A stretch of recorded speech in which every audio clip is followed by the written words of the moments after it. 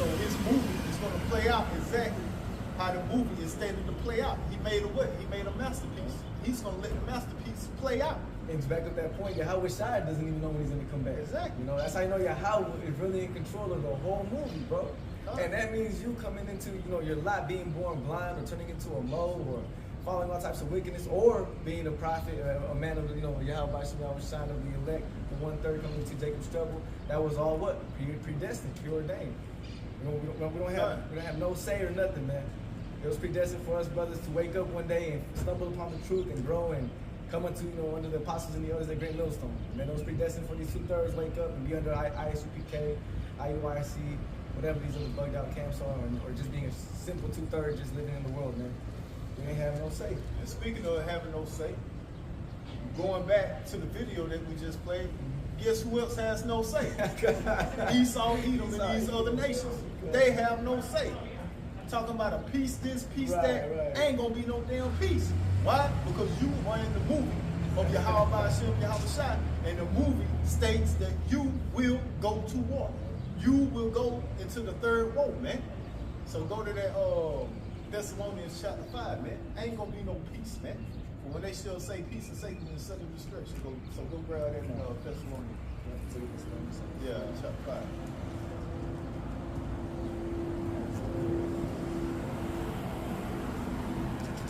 This is the book of 2 Thessalonians. Also like it. 1 Thessalonians chapter 5 and verse 1. But of the times and the seasons, brethren, ye have no need that I write unto you. Yeah, we don't have no need for anybody to write onto us to let us know the times that we're living in. Exactly. Why? We have the understanding of the truth of the words of Yahweh Hashem, Yahweh Shai. So if you have the understanding of the truth, if you have the understanding of the words of Yahweh, Yahweh Shai, then what do you have? You have the understanding of the movie. Exactly. And the movie is going to what? Play out how the movie says it was going to play out. You see? So we don't got to have nobody write unto us, but we have the understanding. All praise to Yahweh Hashem, Yahweh Shai. But of the times and the seasons, brethren, ye have no need that I write unto you. For yourselves know perfectly that the day of the Lord so cometh as a thief in the night. The scriptures tell us what? Measure the times diligently within itself. That's 2 Ezra chapter 9, right? Bring it. 2 Ezra chapter 1? No. Back at 1 Thessalonians 5 and 3. For when they shall say peace and safety, then sudden destruction cometh upon them as travail upon a woman with child, and they shall not escape. That's what's happening. That's what's happening. This is what you just saw the video of. You people walking around here thinking this man finna sign some damn peace treaty, some damn agreement. That shit ain't stopping what's coming. Man, war is coming. The third war is coming. This man is at the end of his damn kingdom, man. You see that? Why you think you see the prophets out on the streets, man? Going right back to Jeremiah chapter 28, verse 8 through 9. Read while we are out here, man. Read why Yahweh Shai put the prophets in the movie in the latter days, man. Let's find out again. This is the book of Jeremiah, chapter 28 and verse 8. The prophets that have been before me and before thee of old prophesied both against many countries and against great kingdoms, of war and of evil and of pestilence. Of peace. Of war and of evil and of pestilence. Bro, they gonna sign the damn peace treaty, man. I know you prophets are out on the street corners, but hey, Trump is the major deal maker, man. He makes all the deals, man. Hey, he's gonna bring peace. While the prophets out on the street corners, what do we warn you of? To prophesy against many countries and against great kingdoms, of war and of evil and of pestilence. That's right, man. This is why the prophets are out on the streets, man. You see that? We're going to warn you of the war, evil, and pestilence. And that's what's going to take place. Go grab it at Amos chapter 3, man, verse 6. And on down. Come on. You see that? This is what the prophets, this is what we come to do, man. This is why you see us out on the street corners, man. This is why there ain't gonna be no peace until this place, man. You at the downfall of Babylon the Great. But what you know is a miracle, man. And it ain't no letting go. This is the book of Amos, chapter 3 and verse 6. Shall a trumpet be blown in the city? And the people. What is that trumpet that's being blown in the city? The voice of the damn prophets. We are in your cities. This is where you see us at, man. We're in the city. Amongst the people, you people walking up and down the damn block right now. You see that? We are in the city, lifting up our voice. All right? Like a trumpet, and sparing not. Continue. And the people not be afraid. And you people are not afraid. Why? Because you people are in darkness, man. Why? Because you are friends of the world. You so-called Negro, Latino, and Native American. Being friends with the world is enmity against the Most High. You see that? Break it. Shall there be evil in the city, and Yahweh by Hashem Yahweh Shai has not done it? So there be evil in the city and the Lord have not done it? Yeah, man. You see that? Backing up every point that we've been saying, man. If it's evil, guess who's doing it, man? Yahweh Shai, man. And it needs to be evil. You see that? Why? Because it's a perfect balance. You got good and you got evil. You see that? Bring it. And we got one more? Yeah. Verse 7. Surely the Lord power will do nothing, but he revealeth his secret unto his servants, the prophets. So before the Lord does anything, before he brings his great judgment, before he brings all his plagues and punishments, he brings out his prophets to give you warning. We warn you of what? The war, evil, and pestilence. Nowhere in there did you hear the word peace, man. No, you heard evil, you heard war, you heard pestilence. You see that? Verse 8, the lion. That's it on that. What you were holding on? What you were trying to get? I think it's pretty cool though. So it was up. You came to prophesy. Verse 8, the lion has roared, who will not fear? The Lord has spoken, who can but prophesy? Yeah. So this is what you're saying, man. Who can't help but prophesy, man? These prophecies are coming to pass. So we can't help but prophesy. This is what the true prophets are doing. We are prophesying. Once again, the true prophets prophesy. These false prophets, you don't hear them bringing out prophecies. You don't hear them prophesying. They talking about worldly events and shit. Things that don't matter. Here it is, we're almost at the end of this thing, and these people still don't have the understanding of the Lord creates and does everything. Come on, man. This is what you learn when you first come into truth.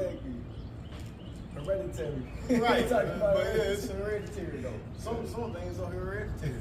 Come on, man. What are we talking about? All right, so right back to the war, right? Because once again, even Esau, Edom, Idumea, or the rest of these nations can't control what they are doing. All right? They get over here and say peace this, peace that. Well, they saying peace this and peace that because the scripture said they would say peace this and peace that. But understand, when they shall say peace and safety, then sudden destruction. So that's where we are at, man. We're at the point where sudden destruction is about to take place. And what's going to bring that sudden destruction? The ICBM nuclear missiles during what? During World War III, man. So as the guy was on the video, he was stating, man, hey, we got to separate ourselves from these small habits. Well, what just happened? You know what I'm saying? We got to get away from them, or they going to cause us to go into war. But guess what? Scripture state you are going to go into war because of them. Ain't no escaping them. You see? For this is what? This is the movie. So go into Jeremiah chapter 49, verse 17. This is the book of Jeremiah, chapter 49, and verse 17. And on down. And on down. Also, Edom shall be a desolation. Yeah, who we talking about? We talking about Edom. We talking about Esau. You see, we talking about the red boy of the scriptures, the so-called YT man, Mr. Mayonnaise, the Decepticon, the devil Lucifer. You see that? The red horse, the dragon, the serpent, all code names for the so-called YT man in the scriptures. Continue. Also, Edom shall be a desolation. Everyone that goeth by it shall be astonished. Yeah, his kingdom is about to become a desolation. Everybody that goes by it is going to be astonished. Yeah, people are going to be astonished how this man's empire is about to be taken out with what? Taken out with violence. The scriptures say Babylon shall be thrown down and what? In violence. And violence. Continue. And shall hiss at all the plagues thereof. Yeah, and what are the plagues? What the prophet's going to warn you of? War, evil, and pestilence. That's the plagues that's about to hit this place. Ain't no damn peace. Continue. Verse 18. As in the overthrow of Sodom and Gomorrah. Yeah, as in the overthrow of Sodom and Gomorrah. How was Sodom and Gomorrah overthrown? With fire, man. That's what's gonna overthrow this place, man. ICBM nuclear missiles, man. You see that? As in the overthrow of Sodom and Gomorrah and the neighbor cities thereof, saith the Lord, no man shall abide there, neither shall a son of man dwell in it. Yeah, ain't nobody gonna abide over here in this place that you call America, which is Babylon the Great, man. This place gonna be left wholly desolate. Wholly desolate. This place shall be a desert. Only thing that's gonna be living up over here are the desert creatures and the different predatory fowls of the air. That's what's gonna be up over Look here. at modern day Sodom and Gomorrah. Yeah, ain't nobody living over in modern day Sodom and Gomorrah. It had the purest sulfur, and it looks like straight desert. Exactly. Straight dirt. Straight dirt. Verse 19, behold, he shall come up like a lion from the swelling of Jordan against the habitation of the strong. But I will suddenly make him run away from her.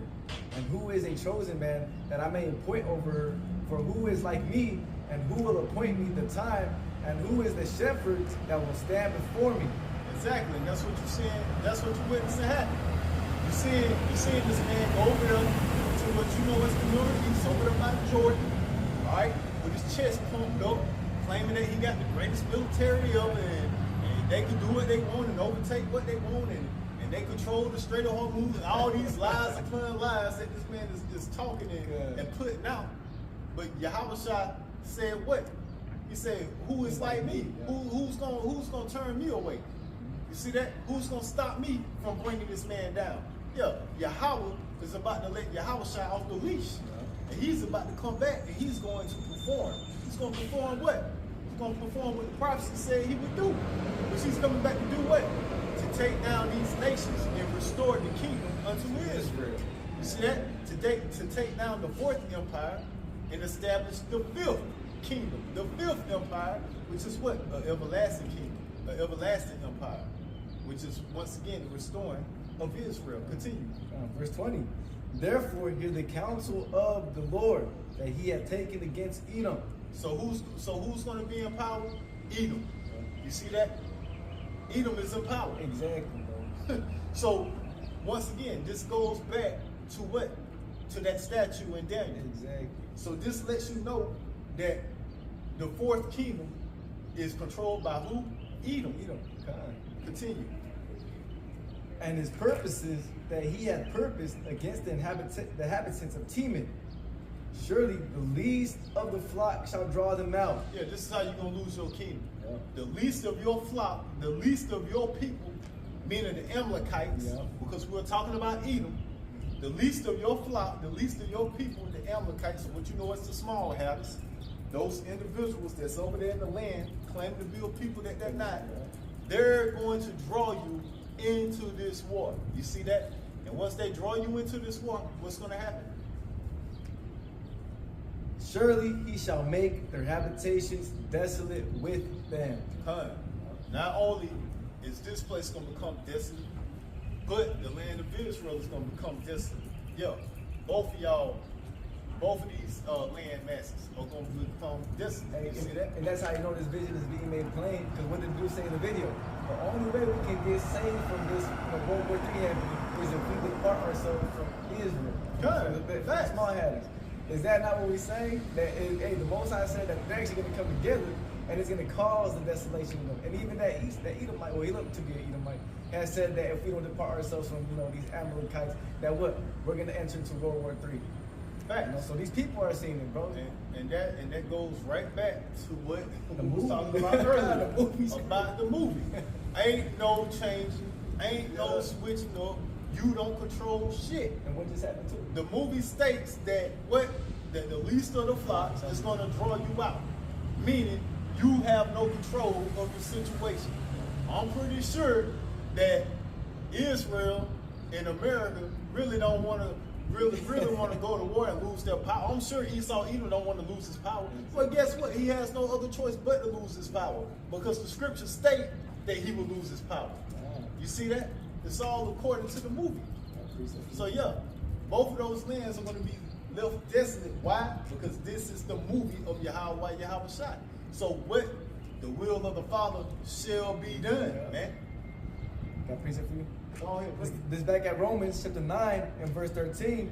As it is written, Jacob have I loved, but Esau have I hated. What shall we say then? Is there a righteousness with Yahweh? God forbid. For he said to Moses, I will have mercy on whom I will have mercy, and I will have compassion on whom I will have compassion. Come, big, I'm the most high, big. I do it the if I want, man. You see that? Yeah, I'm Yahweh, man. I do it the if I want. You see my son over here on my right side, Yahweh shot? Man, I gave all power unto him. He do what the hell he want. You see that?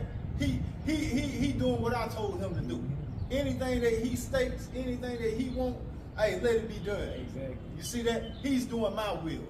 You see that? Hey man, who the hell you think you want? Oh, hey man, sit your stupid ass. I created you, man. I destroy you. The Lord hate Esau. You see that? Yeah, man, I'll destroy you. Oh, you say what you mean? The Lord hate Esau? Hey, I hate your 2/3 ass. You see that? I'm gonna destroy you with him. You see that? Yeah. You want to go holding hands? Yeah. You see that? Yeah. You want to think that you're gonna quit the wicked? Yeah, you gonna be destroyed right with him. You see that? Yeah. You worried about Esau.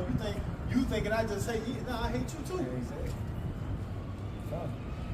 Verse 13, for he said to Moses, I will have mercy on whom I will have mercy, and I will have compassion on whom I will have compassion. So then it is not of him that willeth, nor of him that runneth, but of Yahweh that sheweth mercy. Facts. Yeah, it ain't of him that willeth. You see that? You can't will yourself through this thing. It is of him that called him, man. He's the shot caller. The ultimate shot caller, man. Ain't shit going down in this earth unless Yahweh Shah has already stated that it shall happen. And it was stated to happen way before the earth was even made. Exactly. Next video. Verse 17. For the scripture said unto Pharaoh, remember this is talking about Esau and Jacob. For the scripture said unto Pharaoh, even for the same purpose have I raised thee up, that I might shew my power in thee, and that my name might be declared throughout all the earth. All right. And that goes on throughout all these different kingdoms. All right. This goes out to all the different kingdoms that came about. You damn nations that had your time in the sunshine, you was only brought to the forefront, brought to the top of the mountain for Yahweh Shah to show his power. To show that what he said would happen in the movie is gonna happen, and can't nobody do shit about it. Exactly. That is ultimate power. That is ultimate power to tell somebody that you're gonna do what I said you're gonna do, and no matter what you try to do, you're gonna do what I say do. Ultimate power. Yeah, that's like kind of like you fighting somebody, you know, like, hey, I'm just gonna just train as much as you want, bro. Get strong, because I'm still gonna beat your ass anyway. Yeah, you know, so I can show everybody else. It's even worse than that. That's like fucking you telling somebody I'm gonna beat your ass, and then before you beat their ass, you tell them, hey, not only am I gonna beat your ass, but I'm gonna help you train. I'm gonna train you. I'm gonna show you how to train. Right. I'm gonna show you how to fight. And then when you do all that training and all that fighting, I'm gonna still beat your ass. You see that? It's even worse. I got to take the last video. The tech to extract your thoughts. At Columbia University, and they had a simple but unsettling message. The technology to extract human thought already exists and is on the precipice of becoming widespread. This may sound like science fiction, but I've tested the technology myself. A few months ago, right outside this chamber, I put on normal-looking headphones. They look like those Bose noise-canceling headphones, and used my thoughts to move an animated spaceship across the screen of an iPhone. The potential for this technology to do good is genuine and profound. It can restore movement to paraplegics. It can give a voice to those who have lost the ability to speak. But right now in Massachusetts, there is no legal framework governing how neural data is collected, who owns it, or what happens once it leaves your mind. And without this bill, you will have no resources. Our constituents will have no resources or recourse for the unconsented extraction and sale of your own thoughts. This bill establishes that your neural data belongs to you. It cannot be sold without your consent. It can only be used for the narrow purpose for which it was collected. 3 state legislatures have already acted: Montana, California, and Colorado. A red state, a blue state, and a purple state. Because protecting the privacy of the human mind is not a partisan question, it is a fundamental obligation of our government. Neural Rights Foundation at Columbia University. All right, so real quick, we see what this man is doing, we see what he's coming up with, we see what he's coming out with, and that's according to the scriptures. And as you can hear the Edomite state, these things can be used for good. Well, guess what? According to the movie, we understand and know that ain't damn happening. You see that? We understand and know that that will not be used for good. So real quick, go to 2 Corinthians. That's the spirit. chapter 11. I mean, chapter 2 verse 11. Chapter 2 verse 11. It's the book of 2 Corinthians, chapter 2. Chapter 2 and verse 11. Lest Satan should get an advantage of us, for we are not ignorant of his devices. Yeah, we're not ignorant of this man's devices. We're not ignorant of this man's miracles. All right? As you heard, the Edomite stating all the different miracles that they can do with this technology, helping the people that can't walk, helping them walk, helping people that can't see, helping them see. You see that, healing the blind, and so forth and so on. All these different miracles that they can do with this technology. All right. So we're not in the darkness, but we're not up on the different devices, the different miracles that this man has. So once again, this man made a statement and said, yeah, these things can be used for good. Well, guess what? We understand and know, according to the scriptures, ain't nothing good coming from Esau, Edomite, the so-called YT, man. So real quick, go to the book of Ecclesiastes. And I want to say this, chapter 14. And let me see. Go to verse 7. This is the book of Sirach, also known as Ecclesiasticus. No, 13, verse 7. Sirach. 13, verse 7. Chapter 13, verse 7. This is the book of Sirach, also known as Ecclesiasticus, chapter 13 and verse 7. And he will shame thee by his meats, until he has drawn thee dry twice or thrice. 13, verse 7. 13 verse 7? Yeah, Ecclesiastes chapter 13, verse 7. And he will shame thee by his meats. No. 13, verse 7. Verse 17? No. Ecclesiastes chapter 13, verse 7. Verse 7 right here is the point. Oh, shit.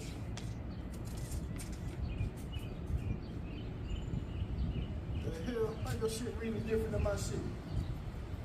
I got it right here. Oh, 14. I'm tripping. That's me. That's on me. 14, 7. God. It's the book of Sirach, chapter 14, verse 7. And Like. good. And if he doeth good, he doeth it unwillingly. And at the last he will declare his wickedness. Yeah, man, this man is full of wickedness. All right? And who knows the creature more than the creator? See, the creator made this man to be wicked. Who can make straight what the Most High has made crooked? So read that again. Sirach chapter 14 and verse 7. And if he doeth good, he doeth it unwillingly. Yeah, so if this man doeth any good, he doeth it unwillingly. Meaning, the devices that he comes out with, the miracles that he comes out with, the